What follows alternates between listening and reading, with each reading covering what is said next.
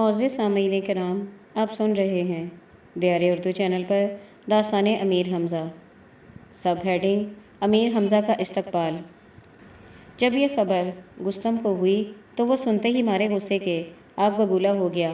یہ حال بادشاہ سے کہا تو شاہ خفا ہوا اور کہا کہ حمزہ نے یہ قصور کیا ہے، امیر کو اسی وقت طلب کیا۔ عیاروں نے امیر کو خبر دی کہ بادشاہ نے آپ کو بلایا ہے۔ امیر سوار ہو کر شاہ کی خدمت میں آئے اور پایہ تخت کو بوسہ دیا۔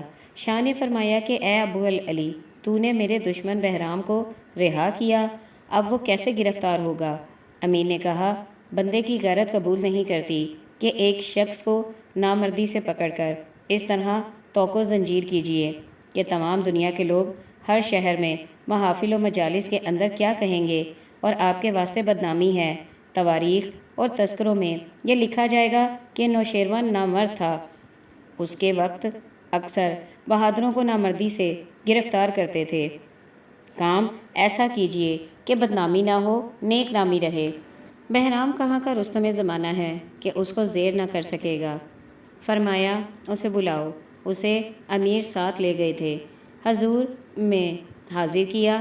بادشاہ اس کی طرف مخاطب ہوا اور فرمایا کہ اے بہرام، گستم نے تجھ کو مردی سے زیر کیا یا نامردی سے؟ کہا، اے شہر یار، یا وجود اس کے کہ میں 4 ماہ سے قید کی شدت اور بے آب و طعام، سختی بھوک سے ایسا ناتواں اور نحیف ہوا ہوں کہ قریب المرگ ہوں، اور گستم کو کہیے کہ تلوار کھینچ کر میری طرف آئے اور ذرا دریغ نہ کرے۔ اگر میں اس کی تلوار نہ لے لوں تو گناہ گار ہوں۔ اس وقت فرمائیے کہ میرا تن سر سے جدا کریں تاکہ شاہ ہفتے کشور کے روبرو پھر کوئی جھوٹ نہ بولے۔ گستم بھی اس وقت بما ساسانیوں کے وہاں کھڑا تھا۔ اتنی جرأت نہ ہوئی کہ اس کو جواب دے۔ روبرو بادشاہ کے بہت شرمندہ ہوا۔ بادشاہ نے فرمایا، امیر تم بہرام سے لڑو گے؟ جواب دیا، جس وقت فرمائیں۔ بہرام سے پوچھا، تو امیر سے زور آزمائی کرے گا؟ عرض کی، اسی دم حاضر ہوں۔ بندہ بھی یہی امید رکھتا ہے کہ شہر یار بھی میری دلاوری کا امتحان لیں اور دیکھیں کہ بہادروں میں ہوں۔ امیر نے شاہ سے کہا کہ ابھی قید سے آیا ہے، 40 روز تک دولت خداوند سے ناز و نعمت میں رہے کہ توانا ہو، پھر قبلہ عالم کے سامنے بندے کے پاس آ کر زور آزمائی کرے۔ بادشاہ کو یہ بات پسند آئی۔ امیر و بہرام کو خلعت عنایت فرمایا اور کہا، اے امیر، تم ہی اسے اپنے پاس رکھو۔ بعد 40 روز کے اس کو ہمراہ لے کر اپنے لشکر کی طرف تلشاد کام روانہ ہوئے۔ کل رات کو قصہ یہاں تک پہنچا تھا کہ صاحب کران بہرام کو اپنے مقام پر گئے تو 41 دن بعد امیر بہرام کو سوار کر کے اپنے ہمراہ شاہ کی خدمت میں لائے اور عرض کیا کہ اب بہرام حاضر ہے اور اپنی قوت اصلی پر ہے، بندے کو لڑائیے۔ نوشیروان ملک الاول نے بہرام سے پوچھا تو اس کو مستعد پایا۔ فرمایا، بہت بہتر ہے، ہم بھی تماشا دیکھیں گے۔ بارگاہ خسروی میں زمین کو ہمراہ کر لوگوں نے اسی دم اکھاڑا تیار کیا۔ سردار بارگاہ میں حاضر ہوئے۔ امیر اور بہرام نے سلاح اور لباس اپنے اپنے بدن سے اتار کر شیر کی کھال کے جانگھیے پہنے اور اوپر لنگوٹ کھینچے اور کمر میں سونے کی زنجیریں لپیٹ کر پوسٹ پلنگ کے ٹوپ سر پر رکھے اور خم ٹھوک کر دونوں جوان مثل رستم بن زال اور سال بن نعمان جو اس میں مکمل تھے اور جنگ کشتی میں آئے، مکد با مکد بسینہ مشت مشت لڑنے لگے۔ ان کو ظفر تھی، نہ ان کو خطرہ۔ کبھی بہرام امیر کے دونوں بازو پکڑ کر سینے میں اڑتا، 10-12 قدم دوڑ کر پیچھے لے جاتا، اور کبھی اسی طرح امیر بہرام کی 3 کشتی ہوئی۔ گھڑی دن باقی رہا کہ امیر نے بہرام کا کمر بند پکڑ کر مثل رعد نعرہ اللہ اکبر کا کیا اور اس کو زمین سے اکھاڑ کر سر سے بلند کیا۔ بہرام نے آواز دی کہ میں نے معلوم کیا تم مردان عالم ہو، بہادروں کو اسی طرح زیر کرتے ہیں۔ امیر نے اسے زمین پر رکھ دیا اور کہا کہ اے بہرام، بادشاہ کی خدمت میں حاضر رہا کہ اس نے قبول نہ کیا اور کہا، میں تو نوکر ہوں آپ کا، شاہ سے میرا کچھ تعلق نہیں، اگر آپ فرما دیں تو ابھی اپنا سر کاٹ کر رکھ دوں، دوسرے کی اطاعت مجھ سے نہ ہو سکے گی۔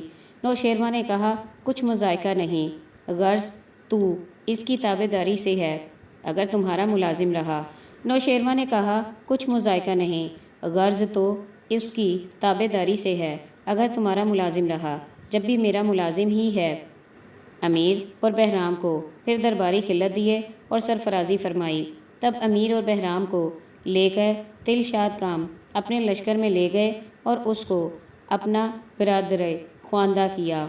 خیمہ و خوابگاہ، دسرا پردہ، فراش خانہ اور نواز خانہ، مطیع و طویلہ خانہ اس کے واسطے جدا ہو گیا، اور 40 گھوڑے و نقرہ ساز سے 7 کتار اونٹوں کی بار برداری اور 40 دینار زرہ سرخ و سفید کے اور کچھ خراج ملک یمن کا بما حشام بہرام کو عنایت فرمایا، اور جو احوال گزرا تھا قلم بند کر کے عمرو عیار پیک نامدار کے ساتھ مکہ معظمہ کو خواجہ عبدالمطلب کی خدمت میں بھیجا۔ لیکن یہاں تمام ساسانی بما وقت تک گستم کے گھر میں آئے اور کہا کہ ہماری قوم میں تم سردار خوشنما کچھ اسباب کی فکر نہیں کرتے کہ اس عرب زادے کے عہدے سے کوئی نہیں آیا، بادشاہ کے روبرو بزور قوت میں کوئی ایسا نہیں آئے گا۔ کہا، خاطر جمع رکھو، میں کسی طرح سے 2-4 روز میں اس کا کام تمام کرتا ہوں۔ یہ کہہ کر اسی رات کو صبح کو سوار ہوا اور امیر کے جلوہ خانہ میں گیا۔ جب امیر کو خبر ہوئی تو اس نے اندر بلا لیا۔ گستم نے سلام کیا اور اظہار دوستی کے لیے باہم سوار ہو کر بادشاہ کی بارگاہ میں آئے اور رخصت کے وقت امیر کو پھر ان کے لشکر میں پہنچا دیا۔ القصہ ایسی خوشامد کرنی شروع کی، امیر کو اس کا اعتبار کلی ہوا۔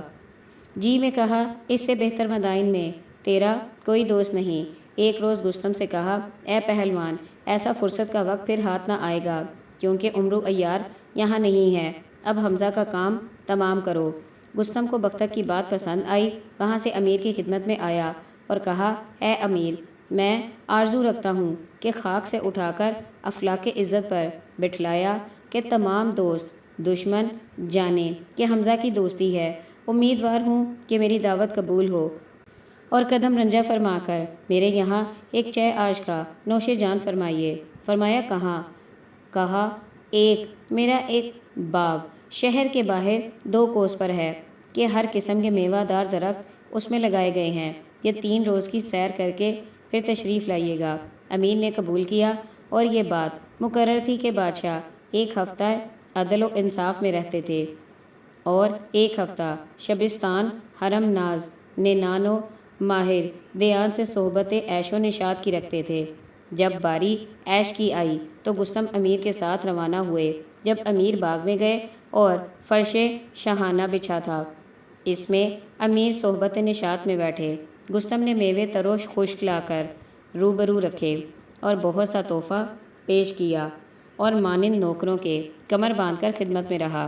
جب شراب کے 10 دور چلے، جب 1 پیالہ آپ پیتا اور خدمت میں رہنے کے لیے بہانے سے ٹالتا، ہر گھڑی امیر مستورات اور مشروبات کی تکلیف کرتا، لیکن باغ میں داخل ہونے سے پہلے 400 جوان جنگ آزما مسلح و مکمل باغ میں ایک طرف بٹھلا رکھے تھے، اور ان سے کہہ رکھا تھا کہ جس وقت میں دستک دوں تو تم سب آ کر حمزہ کو بما رفیقوں کے مار لینا۔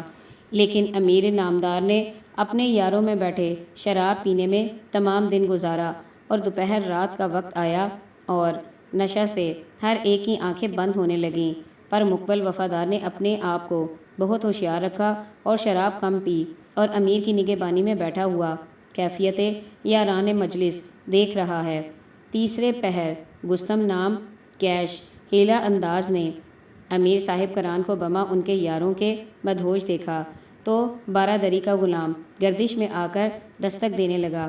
گستم ملاعون کی آواز جو ہی سلاح پوش جوان کے کان پہنچی تو 400 جوان باہر نکلے۔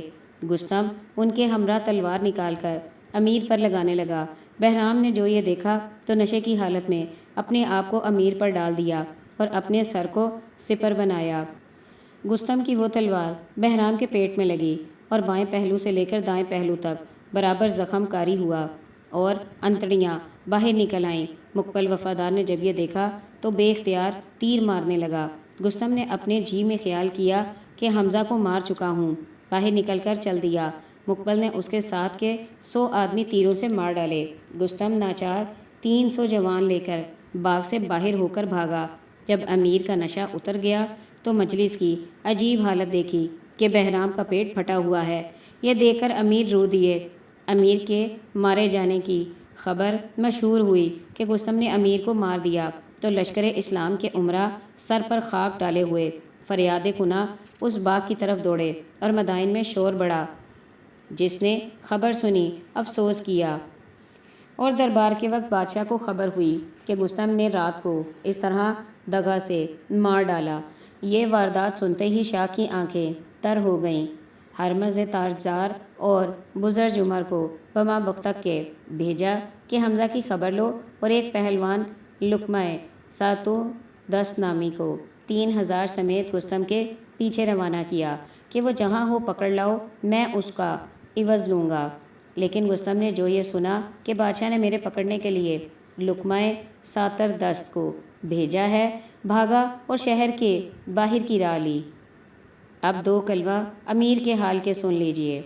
یہاں بختہ کو بزرج عمر اور ہرمز تاجدار تمام سردار امیر کے پاس باغ کے دروازے پر جمع ہوئے اور اس حالت سے اندر گئے تو امیر کو سلامت پایا اور خدا کا شکر بجا لائے، اور جو حال رات کو گزرا امیر نے تمام بیان کیا، اور بزرج عمر حکیم کی طرف دیکھ کر فرمایا کہ آپ بہرام کا علاج کریں، دیر نہ کریں، تینوں کے ہاتھ سے اس نے زخم کاری کھایا ہے، ایسا نہ ہو کہ اس کی جان کو خلل پہنچے، اگر اس کو نقص پہنچا تو قسم ہے کہ ساسانی قوم میں ایک زندہ نہ چھوڑوں گا۔ یہ کہہ کر امیر کا رنگ مسلدانہ انار کے سرخ ہو گیا، لیکن بزرج عمر اور تمام حکیم اس زخم کے علاج سے حیران تھے اور افسوس کر رہے تھے کہ قضائے گاڑی وقت بابائے رندگان عالم شعبدہ باز جہاں راہ دادا زائے سے آیا ہے اور احوال مکہ کا امیر کو سنایا، اور بہرام کا حال دیکھ کر آنسو بھر لایا، اور بہرام کی الفت کے درد سے رو کر صاحب کران سے کہنے لگا، سلوک بندہ نوازی اسی کو کہتے ہیں کہ ایک شخص کو اپنا زیر بنایا اور پھر اس کا یہ حال ہونے دیا۔ مروت سے بعید ہے، کہا اے عمرو، وقت نصیحت کا نہیں، اب بہرام کو بچانے کی فکر کرو، نہیں تو اس کا آخری وقت ہے۔